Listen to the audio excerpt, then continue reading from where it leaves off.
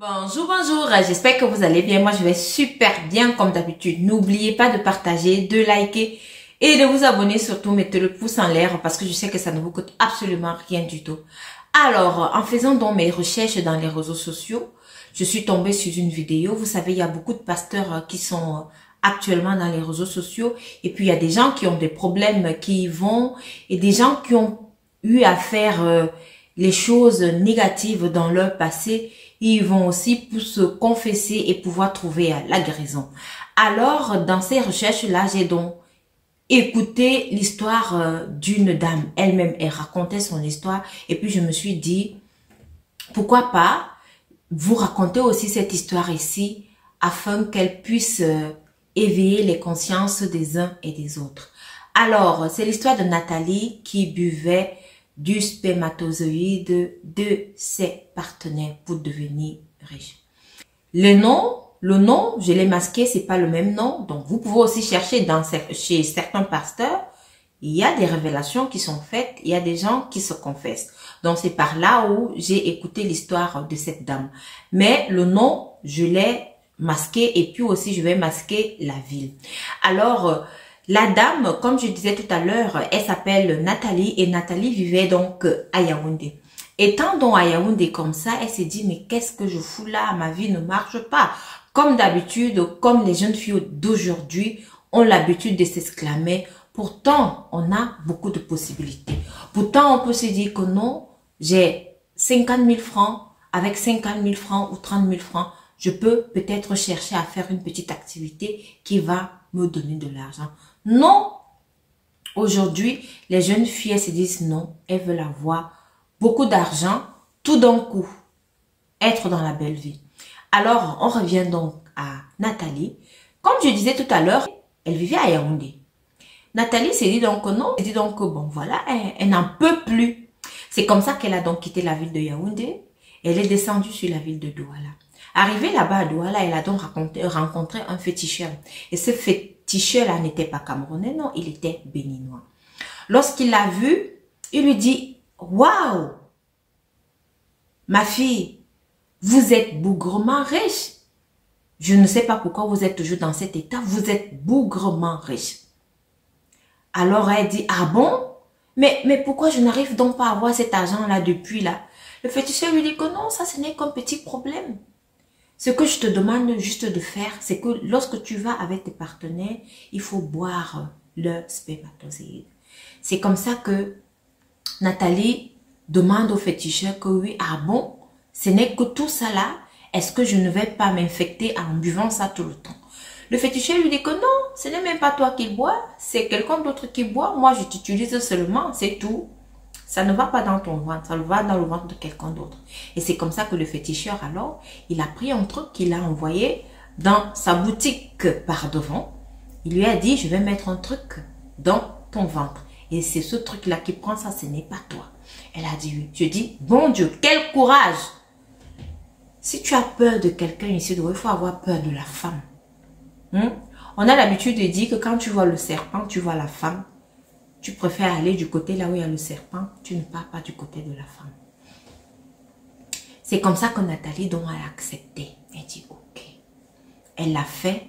Le féticheur lui a dit, prends aussi ce bracelet. Tu dois le porter tout le temps. Et quand tu vas donc avec ces hommes-là, lorsque le bracelet bouge, il va falloir que tu boives le spermatozoïde de ce monsieur-là. Donc, par jour, au moins, tu dois prendre 6 hommes. Donc, 6 spermatozoïdes différents pour avoir de l'argent. Pour être riche, parce que moi, je t'ai dit que tu es une dame riche. Ce n'est que ça que tu dois faire. Et puis, par là aussi, tu prends ton plaisir, donc ce n'est pas difficile. Seigneur, en regardant cette histoire, je n'en revenais pas, mes oreilles et mes yeux. Je n'en revenais pas. C'est alors que la dame, elle est partie, Nathalie. Elle est partie. Elle a donc commencé à faire ce que son féticheur lui avait demandé de faire. Elle allait avec tous les gars qu'elle voulait. Et lorsque le bracelet tremblait, elle buvait le spermatozoïde de celui-là. Elle a fait comme ça. Elle était déjà à plus de 600 personnes. 600 hommes. Alors vous les hommes, une parenthèse, vous les hommes, qui allez faire les choses dehors là-bas, les choses que vous estimez que vos femmes ne peuvent pas vous faire. Vous allez faire ça dehors avec les tiges, avec les dames. Faites attention, hein. Elle est là, elle boit ton truc là. Tu te dis que c'est elle qui boit, mais c'est pas elle qui boit, c'est quelqu'un d'autre qui boit. Comme l'histoire de Nathalie, c'est. Les hommes, arrêtez d'avoir les tiges à dehors. En fait, c'est le but de cette histoire. Si ça peut diminuer le nombre de tiges, c'est bien. Et si ça peut diminuer le nombre d'infidélités chez les hommes, c'est bien. Donc, je reviens à l'histoire de Nathalie. Nathalie, elle a continué, comme je disais tout à l'heure. Elle jouait sa vie. Elle avait déjà beaucoup d'argent. Elle a acheté des terrains à ses parents. Elle a construit des maisons à ses parents. Elle a mis d'autres maisons en location. Donc, elle était bien. À un moment donné, Nathalie a été au courant que le féticheur est tombé malade. Vous savez, quelque chose qui vous donne, que l'homme vous donne, l'homme, un être humain vous donne, ne peut jamais mettre long, ne peut jamais durer. Quand Dieu vous donne, c'est éternel. Hein? Quand Dieu dit qu'il vous donne de la gloire, elle est éternelle.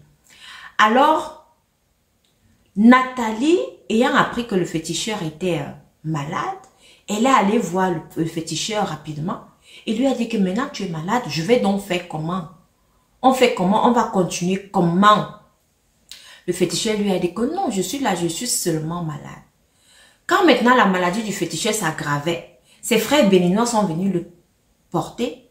Ils l'ont ramené dans son pays parce qu'ils avaient peur que non, comme ça s'aggrave là, s'il décède ici, on ne pourra pas bien transporter quelqu'un qui est déjà décédé, ça va encore être très très cher.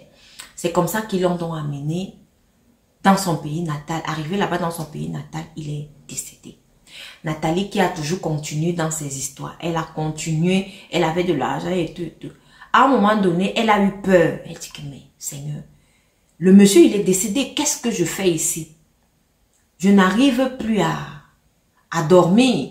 J'ai des cauchemars. C'est comme ça que Nathalie s'est donc battue avec tout l'argent qu'elle avait. Elle est partie en Europe. Arrivée en Europe là-bas, elle a continué le même travail. Mais à un moment donné, vous savez, comme on est sur les réseaux sociaux, comme je vous ai dit là, moi aussi je suis tombée sur l'histoire, dans une église, chez un pasteur qui est aussi dans les réseaux sociaux. Elle voit les pasteurs et tout. Maintenant, elle a des remords. Elle se dit que non, elle ne peut pas continuer sur cette lance-ci. Il faut qu'elle se confesse. Il faut qu'elle soit délivrée. C'est comme ça qu'elle a donc vu l'un des pasteurs célèbres dans les réseaux sociaux. Elle est partie là-bas. Elle s'est confessée. Elle demande de l'aide à tout le monde. Elle s'est repentie. Elle dit non, elle veut de l'aide. Elle veut quitter de là où elle est. Aujourd'hui, elle dit qu'elle est à plus de 700 hommes qu'elle a eu à faire ça. Elle a eu à boire leur spermatozoïde. Vous savez, il y en a certains hommes, vous êtes mariés, vous faites 2, 3, 5 ans, vous n'arrivez pas à enfanter. Vous vous dites, oui, c'est la faute à votre famille est même contre votre femme. Pourtant, vous ne savez pas que c'est la tise à de dehors qui avait déjà bu votre progéniture. Donc, la dame aujourd'hui, Nathalie, elle dit, tous ceux qui vont la reconnaître et qui sont passés à l'acte avec elle, doivent se faire délivrer. Donc, elle est là, elle demande de l'aide. Je suis tombée sur cette vidéo sur les réseaux sociaux. Elle demande de l'aide. Elle dit qu'elle a besoin d'aide. Elle veut quitter dans ce qu'elle est. Le féticheur, lui, il est déjà décédé. On fait alors comment? J'espère que vous avez retenu la morale de cette histoire. J'espère qu'elle vous a plu. Et j'espère qu'elle va aussi éveiller vos consciences. Alors, les jeunes dames d'aujourd'hui, je dis toujours, attendez votre temps. Le temps de Dieu n'est pas le temps des hommes. Vous avez compris? Le temps de Dieu n'est pas le temps des hommes. Quand Dieu donne, il te donne à l'infini. Tu n'as pas besoin d'aller voir un féticheur. Parce que chez un féticheur ou chez un marabout, il y a toujours un revers à cela. Maintenant, tu te sens coincé. Tu vas donc faire comment? Pour qu'on enlève ce truc-là de ton ventre. Le truc que le féticheur avait mis dans ton ventre. Seul Dieu peut sauver. Et seul Dieu donne. Et il donne véritablement et il donne de bonnes choses à une durée illimitée. Merci de m'avoir écouté et rendez-vous à la prochaine vidéo. Surtout, envoyez-moi vos histoires au numéro ci-dessous. Merci.